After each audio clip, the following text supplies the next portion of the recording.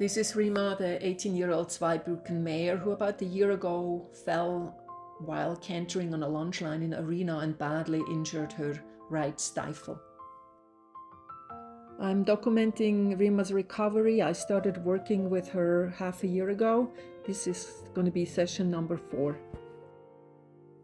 When I met her in February, she was very defensive. Nobody could touch her leg. She reacted in a kind of aggressive way with biting and kicking and was very unpredictable. So people were scared of her and her owner had a hard time dealing with her. Rima by now moves much smoother and only had a little limp left on her right hind end last time I saw her, so I recommended to start lunging her more rhythmically so she can wrap her head around her movements and her gait and find some synchronicity in those 4 limbs. But lunging turned out to be a very difficult project, and her owner reported back that she needed so much energy to get her going that she assumed that Rima must be in pain and actually didn't work her much for the last 2 months. There was also a short incident where she bucked off a rider walking uphill.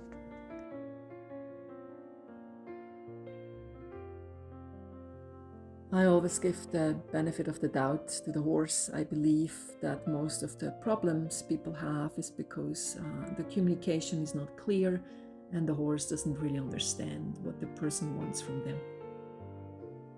So therefore I evaluate the communication between me and the horse and do basic tasks on the ground to see how she responds, how she reacts, and what she understands and what not.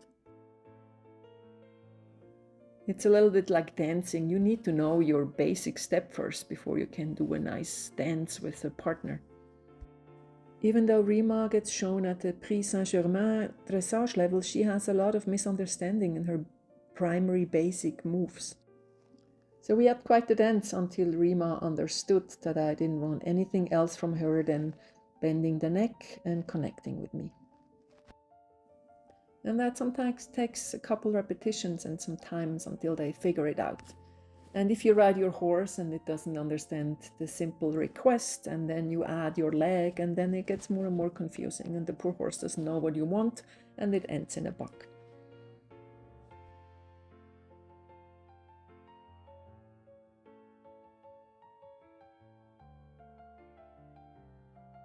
And after a little bit of patience and a couple repetitions, it seems to be a relaxing task and even comes with a little bit of licking and chewing. And then before I start doing body work with her, I wanted to get a better idea why she has such a hard time moving when she gets asked to be launched on the lunge line. I wanted to see if it's still traumatic or what was going on, so I used my flag and got her hind end to move. Even though it looks a little bit weird at that angle, I just create energy and never really touch the horse with that flag. Rima stood there a little bit clueless and did not pick up any of the subtle signs I gave her, so I had to be very clear with that flag in order to get her going. But after a couple repetitions of starting with a small sign going to a bigger sign, she actually understands, and in no time suddenly she was on that circle, not giving me any effort to kind of move around. So she did very well, very good. And then I asked her with hardly any energy and effort to move on the cycle. Then we had a little incident because she just came into my space without me allowing that.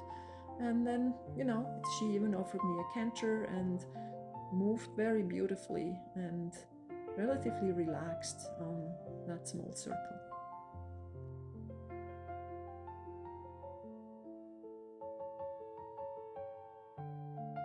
So I didn't pick up too many signs of pain. I think it was just misunderstanding, and she was actually very easily convincible to get moving once she understands the basic principles of science. I'm very happy to see how relaxed her right hind leg moves now.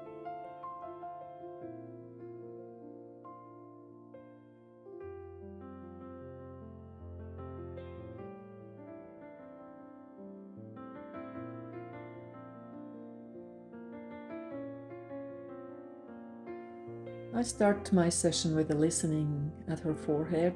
I follow the tension lines into her body and try to figure out if they pull me into her brain, into her skull, into the membranes, or even down the line all the way back to her sacrum.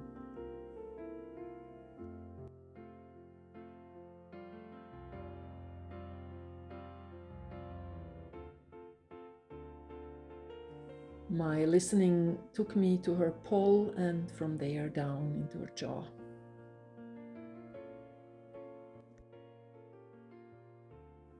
Here I worked on the occiput and the atlas and tried to take the strain out of that joint.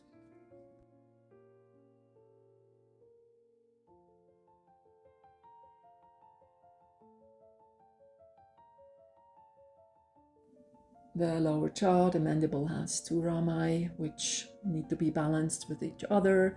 I listen to those ventral fascial lines and all the muscles in between on the bottom of the mouth. That was a very relaxing and releasing part for her.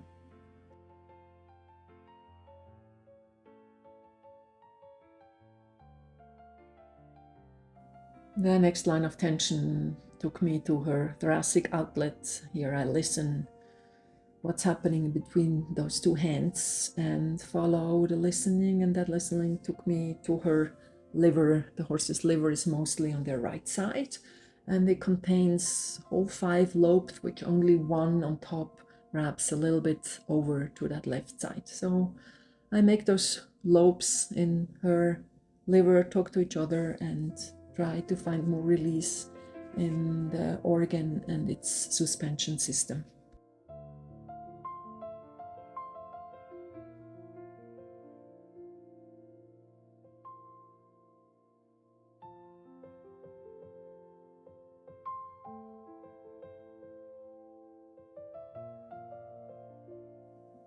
Here I'm listening what's going on in her pelvis and what's happening underneath the sacrum and how it affects the stifle.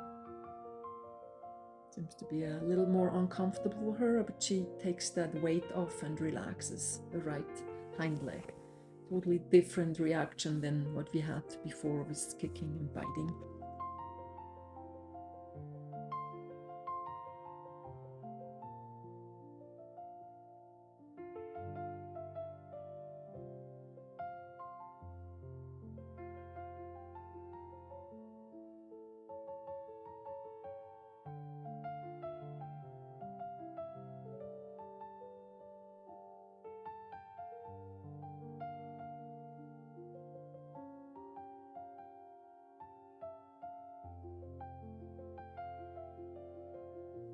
That's the first time Rima allows me to spend so much time and focus on her injured hind leg.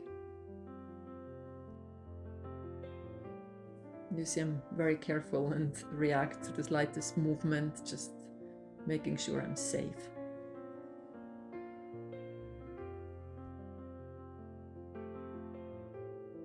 I follow the tension which I feel in her leg and it pulled me up into the fascia in front of her pelvis. More detailed listening brings me to her hamstrings, which are very tight and which could be a reason for her bucking action when she walked up the hill.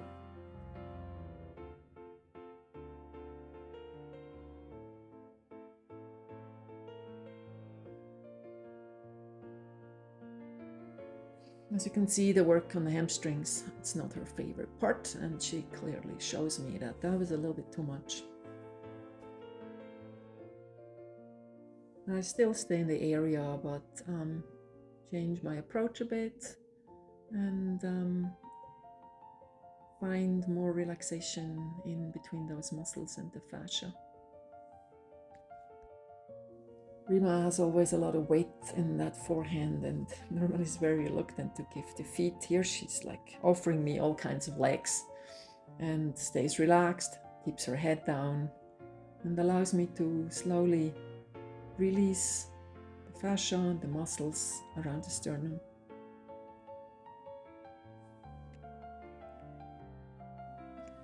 tuned in a little bit deeper into her organ system, and as soon as I was on her abdominal organs, she released more tension with licking and chewing.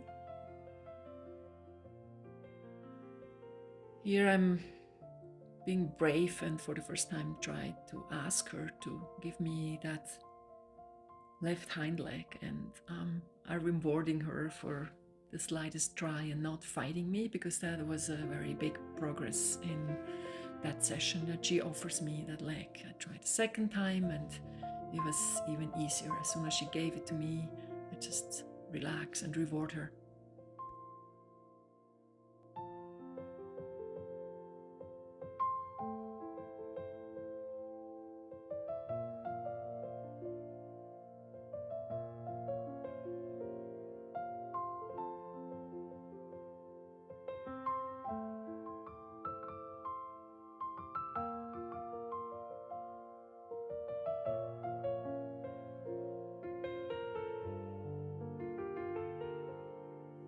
I'm slightly now moving that hind leg more forward, so her hamstrings, which are super tight, get a nice little stretch, and I create some length in that hind end.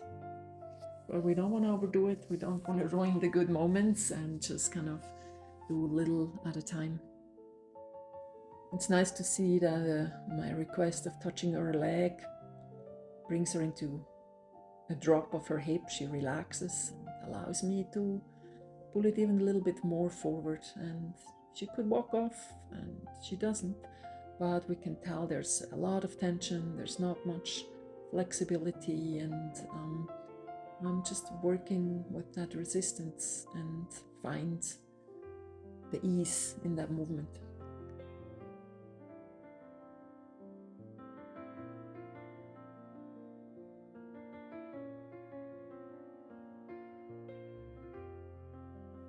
There's a lot more movement in the layer of her skin, and I could never move the skin around like that and shake the tissue free from the muscles. So that's a big step.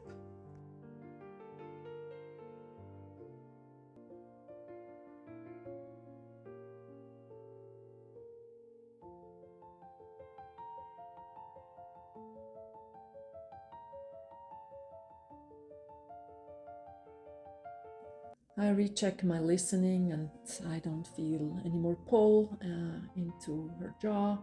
And I also listen to the liver and the connection to the kidneys and that hind leg, and she's relaxed and has a nice curve in her neck. And I think that was enough for session number 4.